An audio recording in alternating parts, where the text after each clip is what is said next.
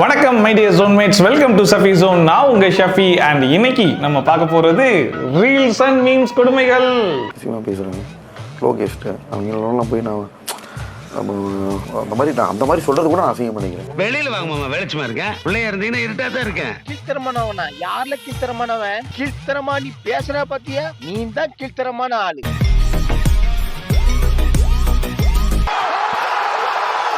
ஒரு 2 மாசமோ 3 மாசமோ ஒன்னா வந்து பிடிக்கலன்னா போயிடலாமே. அது எதுக்கு கல்யாணத்துல முடிக்கணும்? எப்படி மாலு மாலு மாலு மாலு எப்படி சொல்லு. அது எதுக்கு கல்யாணத்துல முடிக்கணும்? இப்போ உங்களுக்கு சந்தோஷமா டாடி? ரொம்ப சந்தோஷமா இருக்கு. வழக்கம் போல தான் இன்ஸ்டாகிராமை ஸ்க்ரோல் பண்ணும்போது நம்ம கண்ணில் மாட்டினா அமானுஷ்யமான இன்ட்ரெஸ்டிங்கான வீடியோஸை தான் உங்களுக்காக பொறுக்கி எடுத்து வந்திருக்கேன். வரிசையாக பார்த்துடலாமா? இது நம்ம டைம்.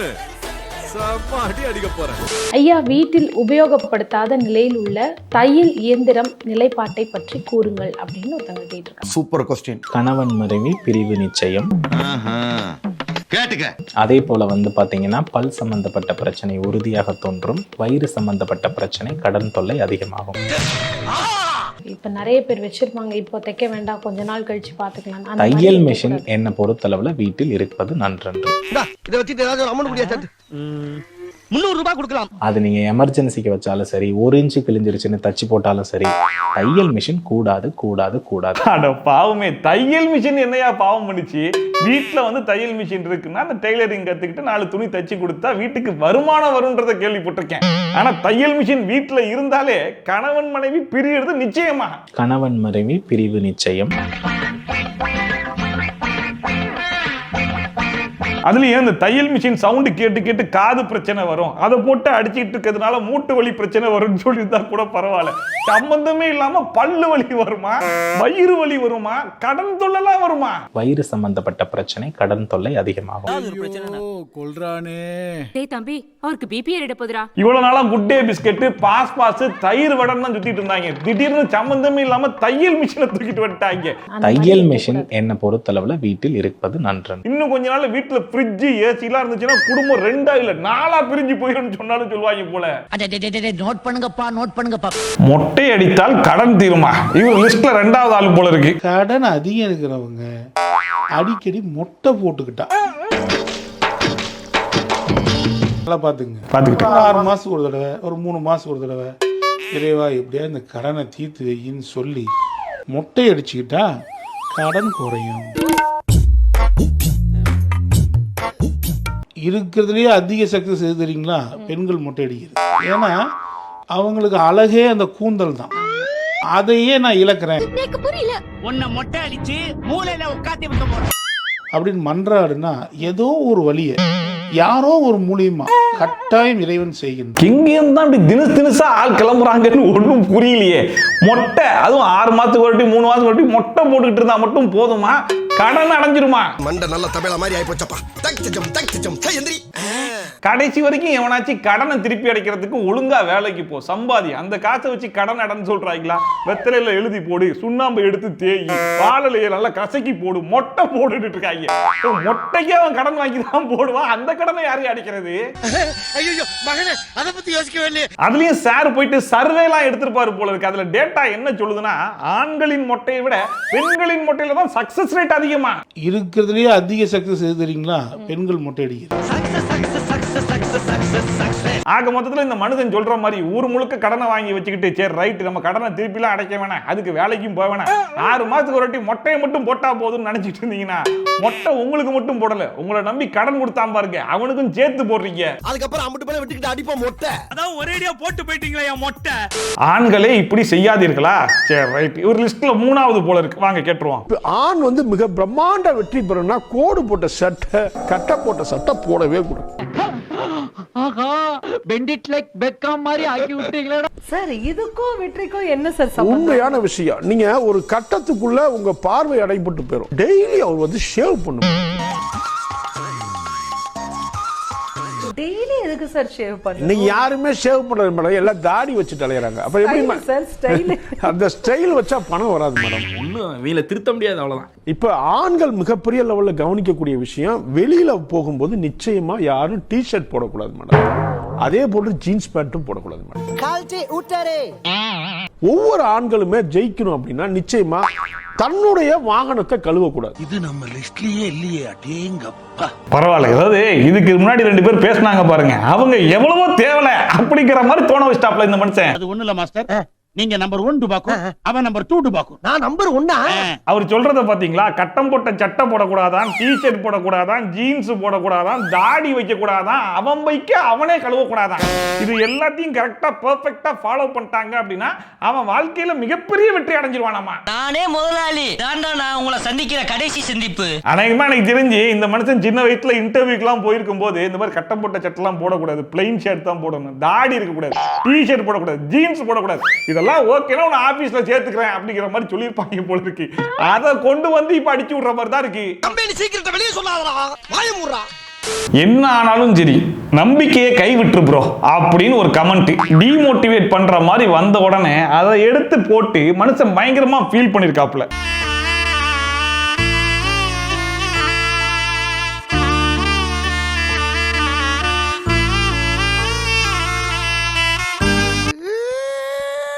பாத்துட்டீங்களா?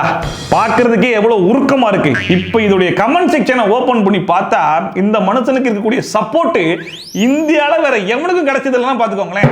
அந்த கமெண்ட் எல்லாம் கொஞ்சம் படிக்கிறேன், நீங்களே கேளுங்க. பேசுறவன் பேசிட்டு தான் ப்ரோ இருப்பான், நீ கேட்டுக்கிட்டே இருப்போ.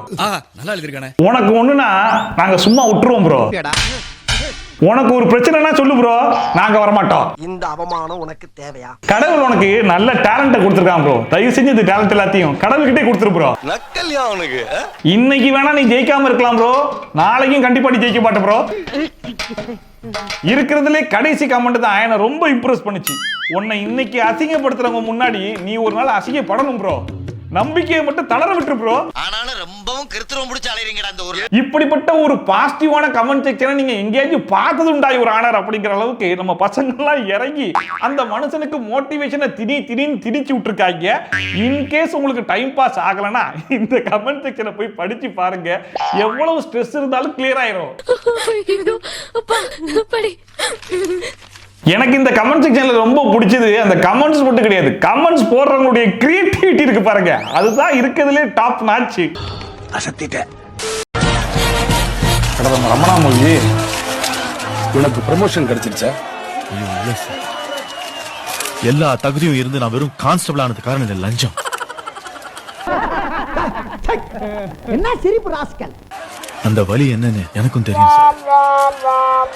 என்ன மாதிரி எத்தனையோ பேர் பாதிக்கப்படாம நீங்க தடுத்திருக்கீங்க. உங்களை போய் என்னடா இவ்வளவு சீரியஸான ஒரு சீனை பார்த்து சிரிச்சுக்கிட்டு இருக்கேன்னு நினைக்கிறீங்களா? ஆக்சுவலா முன்னாடி பேசிட்டு இருக்கிற 2 பேரை விட்டுருக்கேன், பின்னாடி ஒரு 3 போட்டோகிராஃபர் போட்டோ எடுக்கிற அந்த அழகை மட்டும் கொஞ்சம் பாருங்களேன்.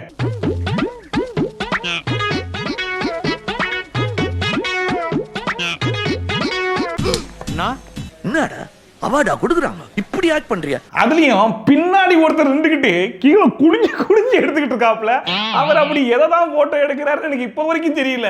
உன் கடமை உணர்ச்சிக்கு ஒரு அளவே இல்லையாடா. டைரக்டர் ஏஆர் முருகதாஸ் கூட சொல்லியிருப்பாரு போல, இங்க பார்ப்பா ரொம்ப பரபரப்பான ஒரு சீனு, இந்த சீனுக்கு உசுரை கொடுக்க போறதே நீங்க 3 பேர் தான் அப்படிங்கிற மாதிரி சொன்ன உடனே 3 பேரும் கேமராவை எடுத்துக்கிட்டு உசுரை கொடுத்து நடிச்சிருக்காங்க. அவருக்கு எனக்கும் போட்டி.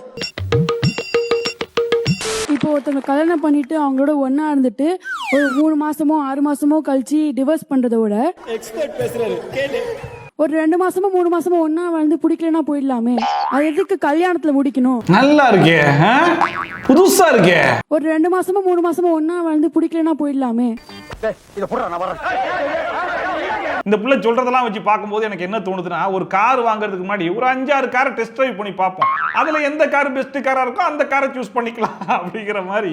கல்யாணம் பண்ணி 3 மாசம் 6 மாசத்துல டைவர்ஸ் பண்றதுக்கு இது பெஸ்டாமே. அந்த தங்கத்தை தூக்கின்னு வாங்கடா. இந்த புள்ள பேசுறத வச்சு நம்ம என்ன புரிஞ்சுக்கலாம்னா, நான் கல்யாணம் பண்ணாலே டைவர்ஸ் தான் பண்ணுவேன் அப்படிங்கிற மைண்ட் செட்ல பேசுற மாதிரி தான் இருக்குது. அது 3 மாசத்துல பண்ணுவேனா 6 மாசத்துல பண்ணுவேனான்றது எனக்கு தெரியாதுங்கிற மாதிரி. இன்னொரு பக்கம் நான் கல்யாணம் பண்ணலன்னு வைங்களேன், இந்த டைவர்ஸ்ங்கிற ப்ராசஸை நான் எலிமினேட் பண்ணலாம்ல, அது எனக்கு மிச்சம் தானன்ற மாதிரி பேசுது. எப்படி மாலு எப்படி சொல்லு. ஒரு 2 மாசமோ 3 மாசமோ ஒண்ணா வந்து பிடிக்கலன்னா போயிடலாமே. இப்போ உங்களுக்கு சந்தோஷமா டாடி? ரொம்ப சந்தோஷமா இருக்கு. ஆக மொத்தத்துல வேற ஒண்ணும் கிடையாது, இந்த லிவிங் டுகெதரை இப்ப இருக்கிற சொசைட்டில நார்மலைஸ் பண்ணணும். அது அதுக்காக தான் இப்படிப்பட்ட கம்பி கட்டுற கதையெல்லாம் எடுத்து விட்டுட்டு இருக்காங்க. அப்படி பச்சையா சொல்ல முடியாது, ஒரு யூகமா சொல்லலாம். அதானே பார்த்தேன், என்னடா இந்த அமலா சாட்சியை காணோம்னு தேடிட்டு இருந்தேன். இதான் வந்துட்டாங்கல்ல. ப்ளே பண்ணுங்க சார். ரெடி.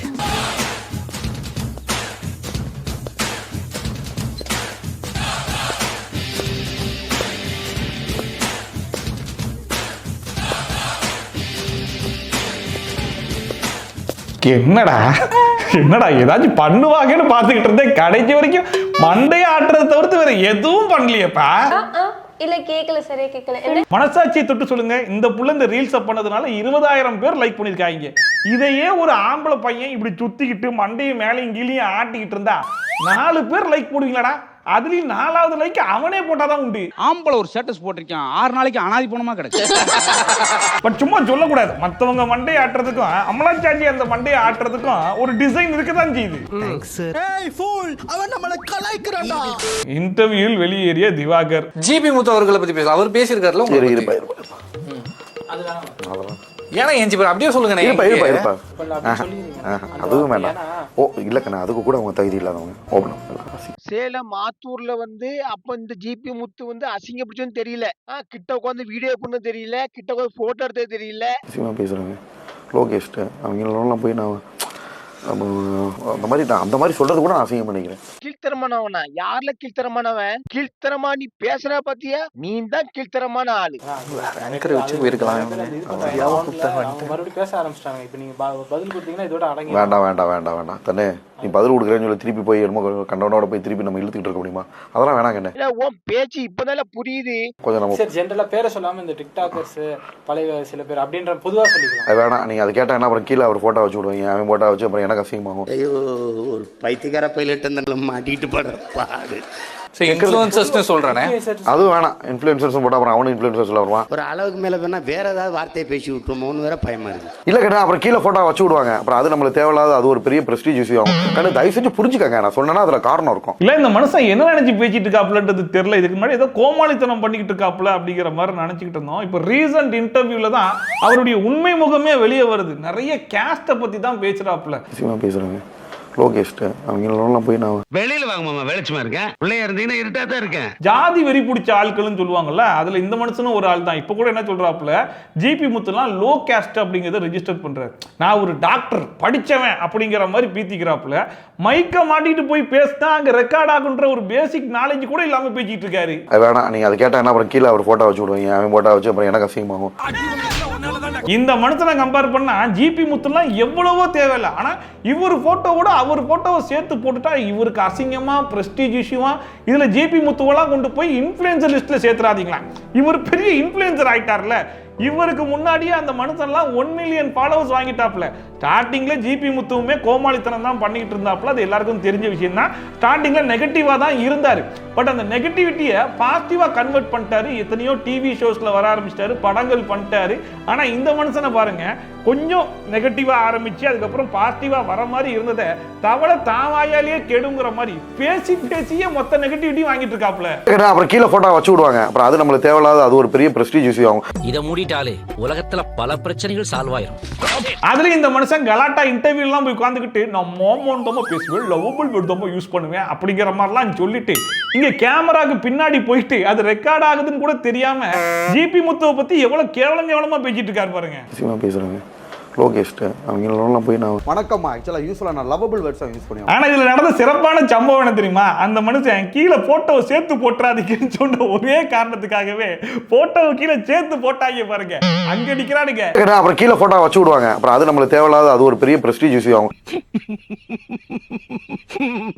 இந்த கலாட்டா இன்டர்வியூக்கு அப்புறமா வேற எங்கேயுமே இந்த மனுஷனை இன்டர்வியூக்குலாம் இதுக்கப்புறம் கூப்பிட மாட்டானுங்க, கண்டிக்காம விட்டுருவானுங்கன்னு சொல்லி பார்த்தா அதுக்கப்புறமா தான் அதிகமான பேர் இந்த மனுஷனை கூப்பிட்டு வச்சு இன்டர்வியூ எடுத்துட்டு இருக்காங்க. அண்ட் கலாட்டா இன்டர்வியூல எப்படி எந்திரிச்சு போனாப்லயோ அதே ஃபார்மட்டை எல்லா சேனல்லையும் ஃபாலோ பண்ண ஆரம்பிச்சிட்டாப்ல பாருங்க. ஒரு கனவு வாழ்க்கையில வாழ்வாங்க. என்னோட இதுல வந்து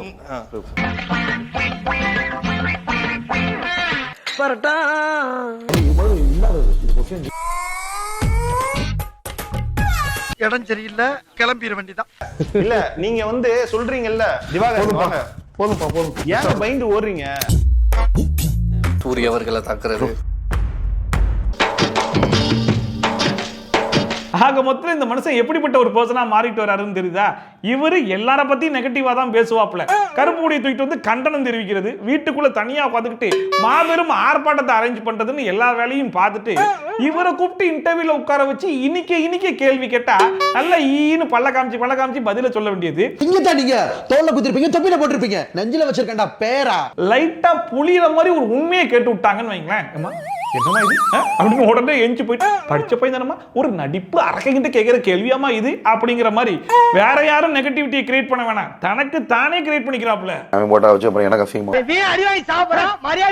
இந்த இன்டர்வியூ எடுக்கிறவங்களே மத்தவங்க இன்டர்வியூ எல்லாம் பார்த்திருப்பாங்க போல, பரவாயில்ல இப்ப எல்லா இன்டர்வியூல எஞ்சி போக ஆரம்பிச்சிட்டாப்ல, நம்மளும் கூப்பிட்டு வச்சு ஒரு 2 கேள்வியை கேட்டு விடுவோம், நம்ம இன்டர்வியூல இருந்து எஞ்சி போயிடுவாரு, அதுக்கு ஒரு பேக்ரவுண்ட் மியூசிக்கை போட்டு பரபரப்பை கிரியேட் பண்ணிடலாம் அப்படிங்கிறதுக்காகவே தான் இந்த மனுஷனை கூப்பிட்டு இன்டர்வியூ எடுக்கிறாங்கன்னு நினைக்கிறேன். வெரி குட்ரா. அது எப்பறம் என்ன பத்திர எல்லா விஷயத்தையும் மிக தெளிவா புரிஞ்சு வச்சிருக்க நீ.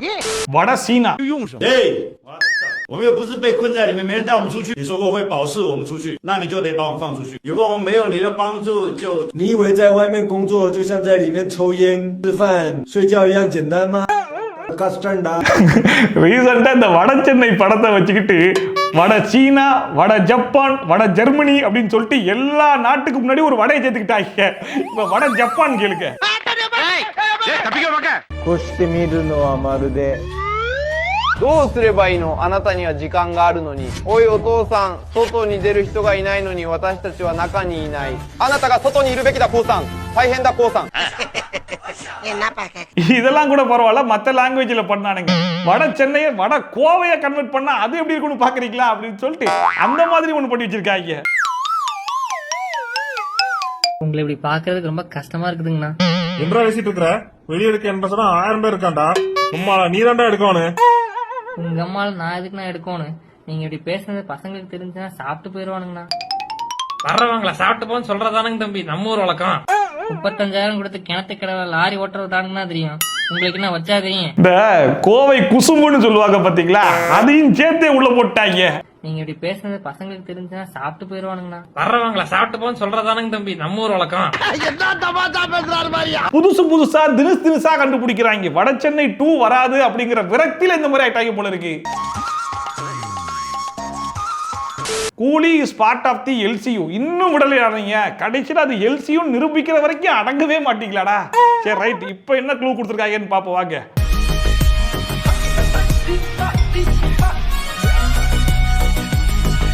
ஓகே,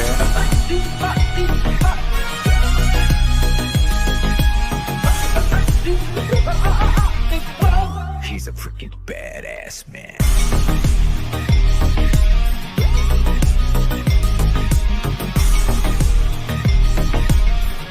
எங்கேந்திரா இந்த மாதிரிலாம் யோசிக்கிறீங்க? எப்படிதான் இதெல்லாம் தேடி கண்டுபிடிக்கிறீங்க? இந்த நான் ரெடி தான் வரவான்னு சொல்லிட்டு லியோல ஒரு பாட்டு வரும்ல, அதுல வர அந்த போஸ்டர் அது தாஸ் அண்ட் கோ அப்படின்னு சொல்லி போட்டிருக்கோம். அதையும் இப்ப அமீர் கானுடைய போட்டோ ஷூட்ல பண்ண அந்த போட்டோவையும் எடுத்து மேட்ச் பண்ணி இது எல்சியூ தான் கன்ஃபார்ம் பண்றாங்க. இவனுங்க கண்டுபிடிக்கிறதெல்லாம் லோகேஷ் பார்த்தாலே டே இது எனக்கே புதுசா இருக்கேடா, நானே இதெல்லாம் யோசிக்கலையேடா, நீங்க எப்படா யோசிக்கிறீங்கன்னு அந்த மனசுல சாக்காயிருவாருன்னு நினைக்கிறேன். ரயில் விபத்துகள் இனிவரும் காலங்களில் நடைபெறாமல் இருக்க தண்டவாளங்களுக்கு திருமணம் செய்து வைத்துள்ள நிகழ்வு அரங்கேறியுள்ளது. ஏன்டா இப்படி மூட நம்பிக்கையில மூழ்கி கிடக்கிறேன்? தண்டவாளங்களை மணமகனாகவும் மணமகளாகவும் கருதி வேத மந்திரங்கள் உச்சரித்து மாலை மாற்றி தேங்காய் உடைத்து பிரசாதங்களை வழங்கி திருமணத்தை நடத்தியுள்ளனர். திருமணம் செய்து வைத்தால் அது அமைதியும் பாதுகாப்பையும் தரும் என்று அவர்கள் நம்பி போயுள்ளனர். மனசாட்சியை தொட்டு சொல்லு, கல்யாணத்துக்கு அப்புறம் புருஷன் முட்டாட்டியே அடிச்சுட்டு கிடக்குறாங்க. ஆனா நீ 2 தண்டவாளத்துக்கு கல்யாணம் பண்ணி வச்சு கல்யாணத்துக்கு அப்புறம் 2 பேரும் சாந்தியும் சமாதானத்தோட இருப்பாங்கன்னு சொல்லி சொல்றியே, உனக்கே நியாயமா இருக்காடா? தண்டவாளங்களுக்கு திருமணம் செய்து வைத்துள்ள நிகழ்வு அரங்கேறியுள்ளது. இது டூ மச், இது டூ மச். வந்தது கரெக்டா சொன்னீங்க. நாடினேன் தந்தது கரெக்டா சொன்னீங்க. வாசலில் நின்றது வாழவா என்றது. யாரா நீங்க? யார் நீங்க? உங்களுடைய கிரியேட்டிவிட்டிக்கெல்லாம் ஒரு அளவே இல்லாம போயிட்டு இருக்கேடா. ஆனா சொன்ன மாதிரி முன்னாடியே பிற்காலத்துல இப்படிதான்ப்பா இருக்க போகுது அப்படிங்கறத முன்னாடியே கணிச்சு எழுதின மாதிரி தான் இருக்கு இந்த பாட்டு. இதெல்லாம் எப்படின்னு எல்லாம் தொலைநோக்கு பார்வையோட போகணும்டா.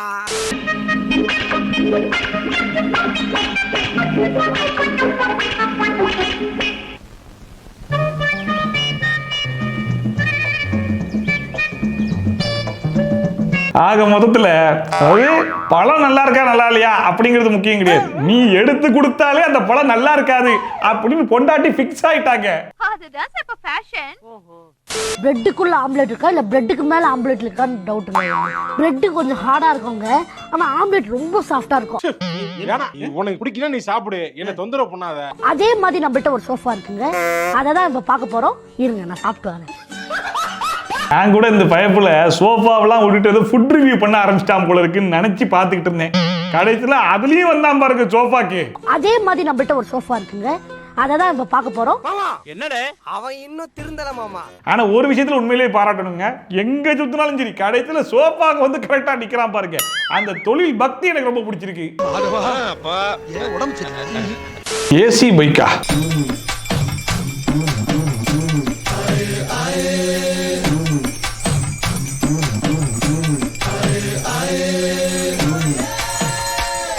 அட பாவிங்களா, யாரா நீங்க?